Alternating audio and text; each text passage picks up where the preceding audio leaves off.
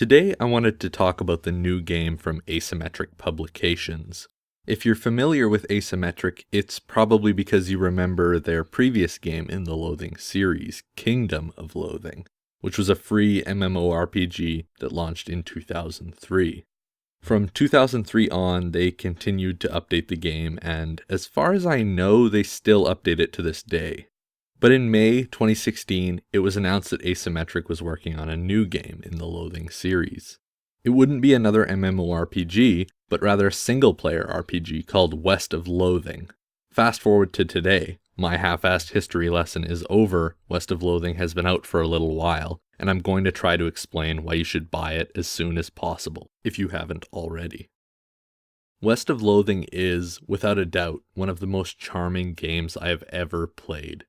It's described as a slapstick, comedy, stick figure, Wild West adventure role-playing game, which is an absolute mouthful, but somehow the best way to describe the game.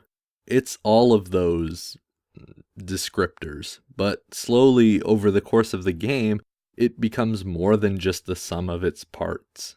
It becomes something more fantastical and charming and subversive, as conceptually daring as it is gleefully absent-minded. It's packed wall to wall with jokes, puns, and visual gags, but they're never the lowest hanging fruit. That would be too easy. It feels like an adventure, but doesn't rely on adventure tropes to drive home that feeling, instead simply relying on the strength of its original subversive writing. And it's staggeringly refreshing to play, because it's so earnest. But more on this in a moment. First, let's talk about jokes, or comedy in general. Being funny, or acting funny, or writing comedy, it's hard. Easy comedy usually ends up punching down, or being fairly mean-spirited, and that's bad enough, but worse, easy comedy is boring. Picking the most obvious, low-hanging fruit is unimaginative and played out. It's been done before, so who cares? But earnest, good-natured comedy, that's hard to come by. Which is why I think West of Loathing is absolutely worth celebrating. West of Loathing populates its world with that exact, good-natured comedy that is so rare these days. Sometimes it's crude and immature, sometimes it's referential, sometimes it's downright absurd, but it never becomes mean-spirited. It's delightfully universal, which is a surprising treat, actually. The obvious comparison to make would be to Mel Brooks' Blazing Saddles, for multiple reasons. Not only does West of Loathing share a similar setting, but it practices the same style of timeless comedy that Blazing Saddles is still known for today. You've got your visual gags, your slow-burning jokes, your snappy punchlines, and a hefty dose of pure cinematic absurdism. They both stray far away from easy comedy, for the reasons I mentioned earlier, and you can tell every joke has been thought about and implemented with the utmost care and respect. Secondly, and this is tied to comedy in a lot of ways, but West of Loathing has this strange, entrancing writing that is actually pretty original and subversive.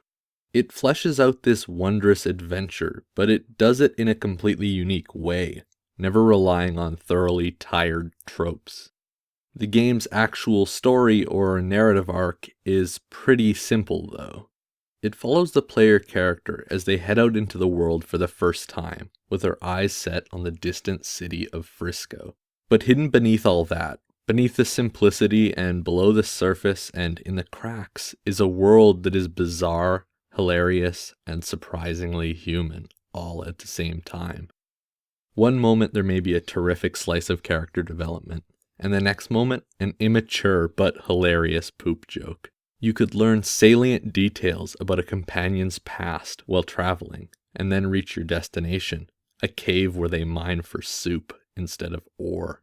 It's brilliant narrative and world building, because it's both stupid and smart at the same time, one of the hallmarks of great comedy in my opinion. And in this case, a symbol of the game's original and subversive writing. I was going to lean into this a little more, give more examples and details, and talk about the feeling of adventure further, but I think I've decided against it, actually. It's meant to be experienced and uncovered and discovered, not spoiled by me in some video. Lastly, I want to talk about the aspect of West of Loathing that's the hardest to put to words, and that is the earnestness of the game. I mentioned it before when I was talking about comedy, but it's worth repeating again. Easy comedy is boring. It usually leans on mean-spirited jokes that often, but not always, end up punching down. A lot of comedy is like this, and frankly, I couldn't give a damn about it. I want more, and I want people to do better. So when something comes around that approaches comedy earnestly, with heart and sincerity, it has my attention.